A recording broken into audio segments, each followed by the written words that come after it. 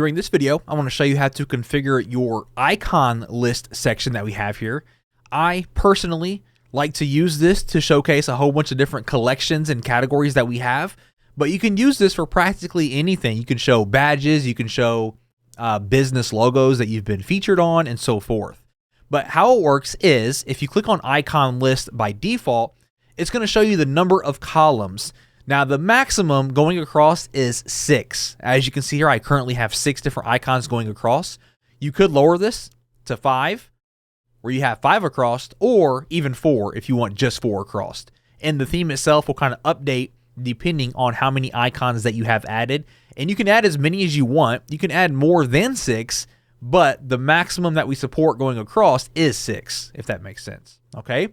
Once you have these, by default, we have 6 listed here already. I'll click on shirts, for example, and it's very simple. We have an image that we upload for the icon. We recommend a 160 by 160 image. Then we have a link where when they click on that image, where would you like to link them to? And then we have text to go underneath that image. Again, if you do not want to link them anywhere, let's say that you were just using this icon list to showcase, business logos that you've been featured on or anything like that, just remove the link itself, and then that shirt will not be clickable, and then no one can, click and go anywhere. And you can also remove the title if you want to, and nothing will show. Again, if you just wanted to use this to showcase graphics of some sort.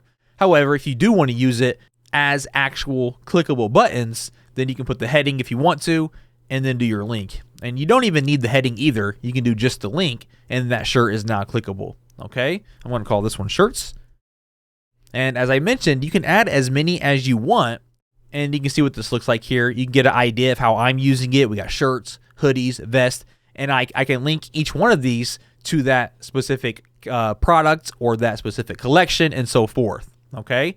These are the types of icons that I personally like to use, but again, you can upload any type of icon you want. You can upload actual real photos, real photography, lifestyle photos. You can upload icons and pretty much anything that you can imagine.